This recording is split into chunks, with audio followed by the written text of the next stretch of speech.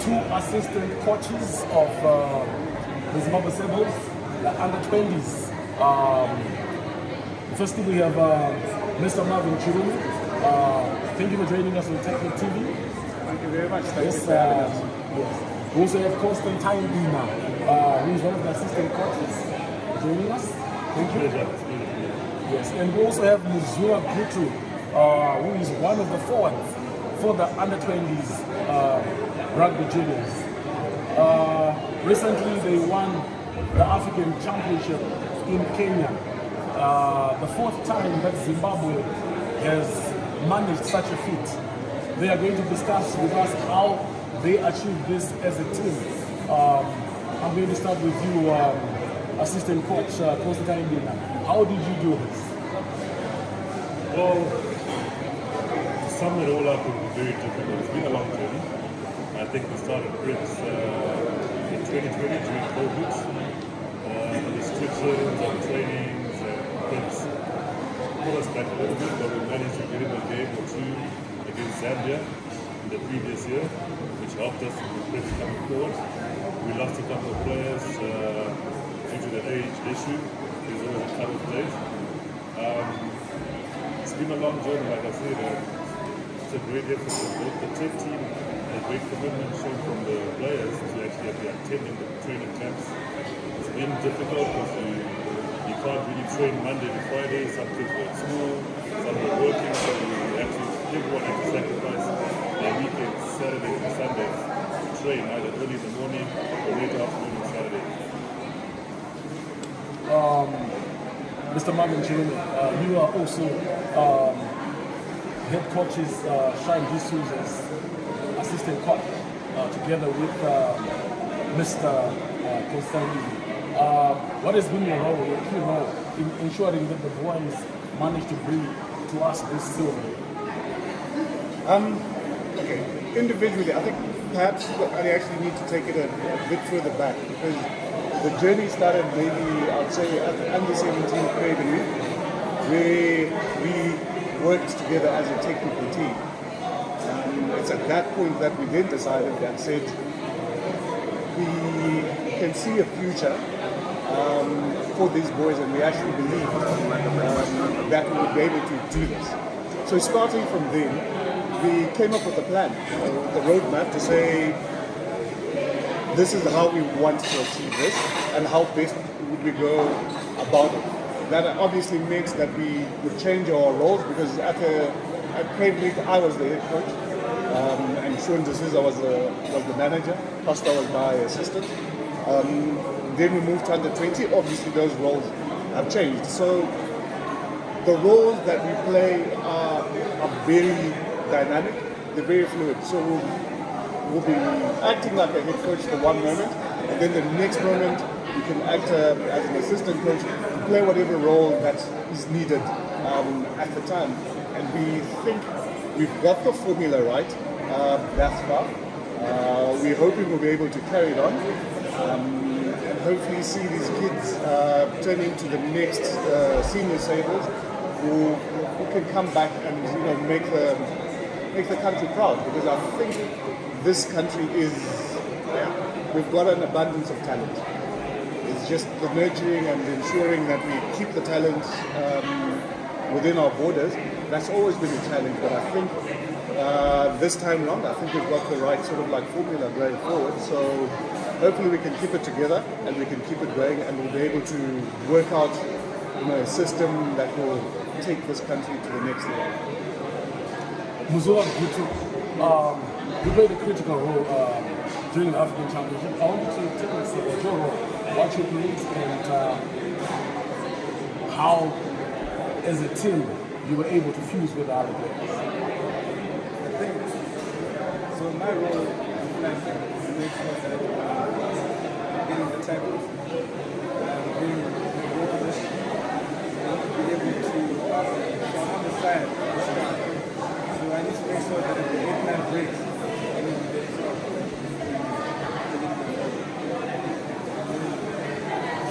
Yes, you say the 8th man. So who was the 8th man that you were playing against during the championship? I played against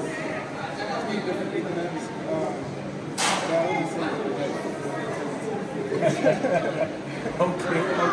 I love the confidence. You know, Zimbabwe has grown great in rugby.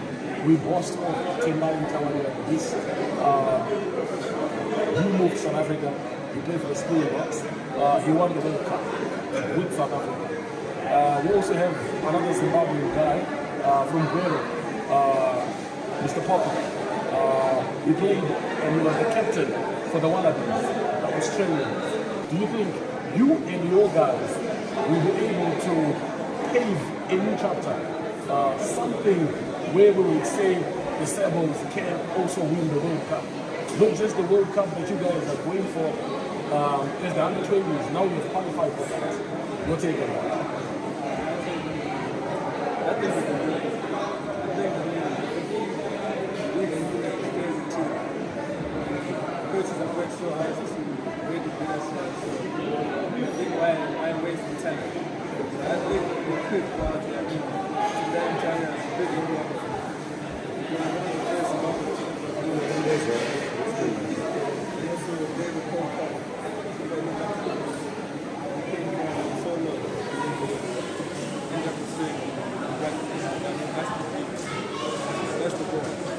That's the spirit. So Zimbabwe can dream of being world champions. You are already African champions. Let me take this back to assistant coach Constantine. You won this feat the last time Zimbabwe won it. That was 2011. You were a player. That is more like almost 11 years ago. This is 11 years later. You fast forward. Now you are coaching the boys to do what you are taking with the team of 2011. How does this feel that you won this the last time and it took more than a decade to develop a team that was as able as yours? Of course, it's something that I can be proud of. I mean, it's no easy feat to actually get to the top.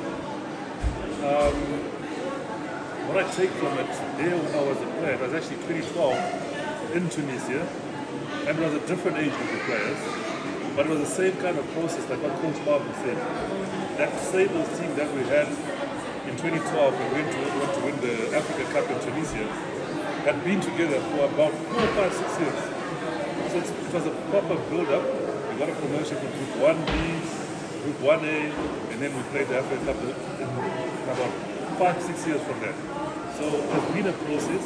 Rugby isn't winning any championship or qualifying for any world trophy or World Cup is actually a process that doesn't have shortcuts. So it's all about building on what you've done in the previous year. So if we can maintain that with this crop of players, they should, if we're working in our processes and we stick to them, they should be the next group of players to take us to the next World Cup. Not the current one that's happening in 2023, but the one that's happening in 2027. Of course, it's a proud moment to win this Africa Cup, but as an individual, I can't ever take credit for it. The credit goes to the boys and to the technical team that I had to work with. We, like what Coach Mark said, we've worked well together, we know each other's roles, and we complement each other very well. So again, but most importantly, it's a good mix of players with the right attitude, right mentality, and players who are perceptive and receptive to different coaching methods. So that's how you achieve such an hard feat. Tell us about your 2012 winning team. Any lessons that you drew from that? Because it took exactly a decade, 10 years for these players, a new generation. 10 years is a very long time. And suddenly they come up with a bag and they bring the big one home, the biggest in Africa. Yeah. What lessons did you draw as a player that you may have imparted to the boys? Basically, one of the most important lessons that I drew from whatever the African Championship that we won was everything takes some form of sacrifice. It's never easy in our current environment in terms of getting your support structures right. So you always try and make sure the team has got a strong bond within themselves and not allow any outside factors to affect the team when they're preparing. So you make sure as a team the camaraderie is right, everyone is thinking up on the same page, and also make sure that discipline is right. There's certain things that don't need financial assistance that you can achieve as amateurs. Punctuality, discipline, respect, all those things add up to you becoming a champion.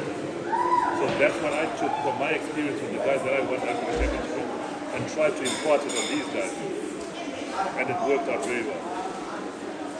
Wow, I'll take notes from them. Punctuality, discipline. You are a big guy when I look at you. Naturally, God gifted you. And I just imagine going into the gym, training so hard, getting that 2012 trophy, and now with the boys. How much does it take to maintain this body, to keep it fit for the game? Firstly, it has to be self-motivation. So you can't be told to go. You can be given a program to work with, but if you are not self-motivated, or you don't have that self-discipline to tell yourself, okay, I need to go out there, I need to work. I need to push myself every day. I need to push myself to achieve or try and be better than I was yesterday. It's all that all comes back down to self-motivation and individual discipline. So as a player, or as these kids will tell you, it's always been about discipline, motivation, and respect. Thank you so much. That brings us to the end of this segment, TechMag TV. As we have now closed something about Nandos that hostage you, Coach Marvin, Muzuva, Nandos hostage you guys, hosted us for this moment, because you guys made us proud. Tell us about your experience at Nandos, what really this means to you. Well, firstly, we truly appreciate Nandos for having hosted us. Fair and Foward wins and won the cup, but it's not everyone that comes out to appreciate or recognize the achievement. And for that, I really want to take my hat off to Nandos for doing that. We really appreciate it. Secondly, and probably most pertinently, the food is good. Very nice food. Everyone should eat Nandos. Oh, yeah. I recommend it for anyone that's playing sports. You've got very many different flavors, so you'll never be disappointed. It can be your food of choice. So hats off to Nandos. Thank you. This has been great. I appreciate it, you guys. We hope that one of these days you also come to the studio and you can show eating Nandos. Muzuva, you didn't say your last statement. You didn't say your last statement about Nandos. Thank you so much. Panashe Zuze. He's going to tell us about how he achieved this feat together with his team. Panashe, welcome to TechMag TV. Thank you. Yes. Tell us your role when you play for the Sables. When I play for the junior Sables, my role is basically to distribute, control to, and basically link the team forward to the backs. So what the forwards want to do, from the backs, that's what to do on the field. And basically distribution of the ball and the command taking care of it. Have you ever scored a try? Yes, I did. I scored a try even at the cup. I scored in 5. That's super, my man. I want you to explain to the viewers what a try is. What I understand is it's 5 points, right? And basically that's the highest point that you get in rugby when you do a try. It's not easy. How do you achieve that feat? The try I scored at Africa Cup was a team try. We got the ball from the middle and basically we just number pass, go do the 22, and I ended up having the last pass, and then next I'm crossing the line and showing down. So yeah, that's great. I'm told that there were 3 tries that were recorded, the highest by any individual at this particular African Championship. There were 3 guys. Care to shed light on who they may be? Care to shed some light on who are the other guys who scored the try? The other guys who scored the try was someone called Casa. He's got a very, very good try. Right around people, down, just trying to find him. So like a bonus conductor, trying this would try to and 2 against Madagascar, which were 8-man break, straight from the scrum, right with 2 against So you're talking about our players, right? The Sables players. Are you also aware of the tries that were scored by your opponents against you? my opponents,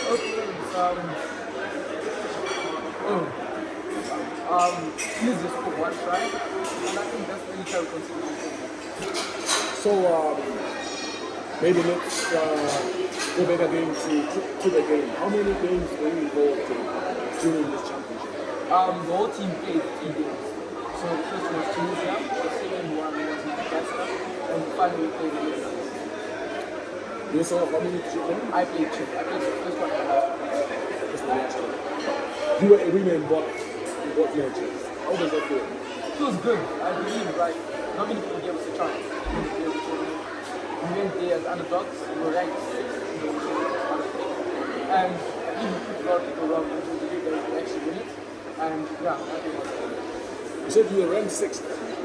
Out of how many? 8. Out of 8. And you came out number 1. What was your formula? A formula. I just helped look into education because ever since December, from last year December, we've been training, going through trials, and basically working with formula and how we can play in different tactics depending on the opposition, whether we need to play really physical or we need to run the control or we need to Okay.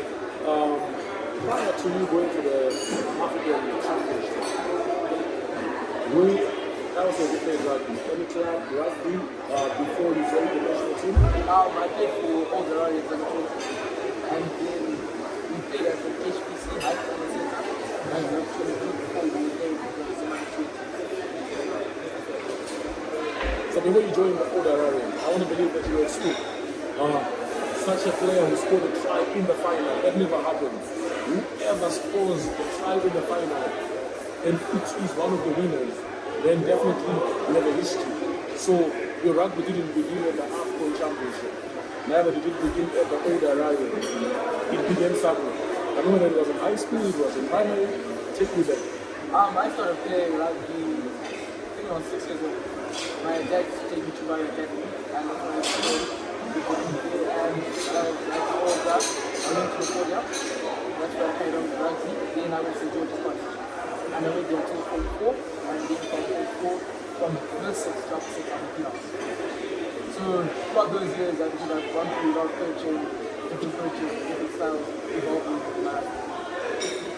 Peter House, that's where, if I'm not mistaken, the beast got his mentor. How was it like going through the Peter House greats in rugby, and amongst them a World Cup winning champion, as Zimbabwe for that matter, Tendam Tawarira? Did that inspire you? The fact that you were at the same school, were you like learning there or you just playing there for rugby? No, I learned there, and of course, knowing that people like the Beast work there, and also inspires you to like, I can also work hard, like especially for us. In fact, that you have to work hard for what you get. And when I was there, of course, it inspired me to work harder. I had my own people who I looked up to in my position. Who I was like, okay, this person's good at this, this person's good at this. I can also work on this to improve my position. I want to talk about when you were 6 years old. You said that's when you were introduced to rugby. You played at Mbari Academy. Which school were you attending at that time? At that time, I was strong in football. That's when I was a big one. Okay, where is that school? Before there's a Yabina. Yabina. Yes. So there was no rugby in Yabina. No, there was. I'd say, okay, so when you start playing like in season 2, and as a big one, it's not playing rugby, just being to the ocean, like training, but when I went to my academy like this, it helped me improve and to influence the people my age only, because I was doing more fast than the normal 6-year-olds. Wow. So Mbari Academy, you mingled with other players from different schools. Okay? And then Mbare writing YouTube. Do you remember the coaches that helped you through? Yes, of course, I know Coach Victor. He's someone who's very instrumental in how I play and because as I grew older, he was always there to tell me, well done for this, or you need to work on this, you need to be more aggressive, etc. He's always been there to give me some advice throughout my career. So who else is the player with? I'd say a lot of people. My dad's one of those people. He's very much into rugby, very supportive. And I believe without him, I don't know if into rugby and he's very supportive, even the times where I'm like, I'm too tired to train, or he's taking me to training and making the best for training out I can. Some people don't have the opportunity for that. So you're the first player, the last player? I'm the last player. You're the last player. Any girlfriend? I Well, he says he's no girlfriend, we don't know about that. But what we know is that he scored the try that got us the 2022 Rugby Africa Butt Trophy. But how do you pronounce it? Butt. Which language is it? think it's French. It's French. Okay. So now this means that you guys have qualified for the World Cup automatically, right? Yes. Tell me, as you wind up, your heart towards that. I'm not too sure yet, but I believe if we just work hard as a team and keep the bond that we have now, because we as a team we've got really good chemistry, a lot of banter that goes on, and I think as we grow and keep understanding each other more, we're going to really get there. So I'm really excited about what the future holds. Your last take on this subject? I don't have much to say, just thanks for being Your advice to everyone who is interested in rugby? I believe just believe in what you achieve from rugby, and always have fun. Even if people you go there you're not as good as other people, and people push you down, believe that if you work hard, enjoy yourself, and just give it your all, you'll achieve it. You go where you want to go. Oh, that was Panashe Zuze. Your other name? Tanaka Panashe Zuze, telling us about his road into rugby that has taken him to where he is today. You can also see that right there with a necklace of what appears to be an ivory. Is that like an elephant tusk or something? I think it was. I got this in Kenya. Wow. During the championship. Oh, awesome. You cannot ask whether it came from a girl, but you know that you got it from Kenya. We are happy to have come back with the trophy, but this journey wouldn't be possible without my technical team. So on behalf of the head coach and the boys, I'd like to thank my technical team for all the efforts and the hard work.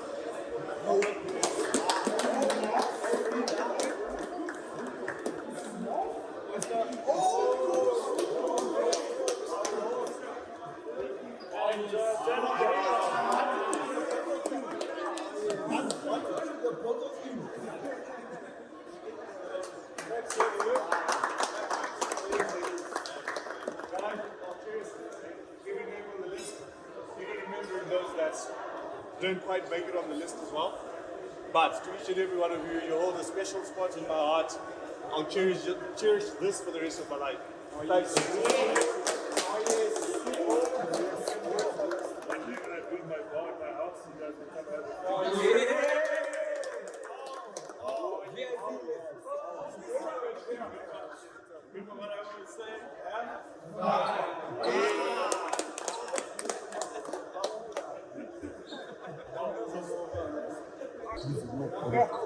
Hi. Congrats. Thank you so much. Nice one. Your name quickly. My name is Malum Purizo. Nice one. And you? My name is Lit. Right. My name is Lit. Nice one. What do you play? I play wing. Nice So one. wing, Congrats. Thank you, sir. Congrats. How are you? You are? Michelle Justin. What do you play? I play prop. Nice one. Congrats. Hi. How are you? You are? I'm still from Alex. Did you play? I'm a center. Nice one. Yes. Muno Chida Marimirofa, aka Munos. Utility bag everywhere. Top pick it. Yes, sir. Yes, sir. Currently the head birth been said. Full bag, sir. Do you respect you? Yeah, what up? You are? Denzel. Right, what do you play? But yeah, in the field they call me top. Okay. So, yeah. And you? Yeah, my name is Sekunda. Nice. What do you play? I'm a hooker. Oh, nice.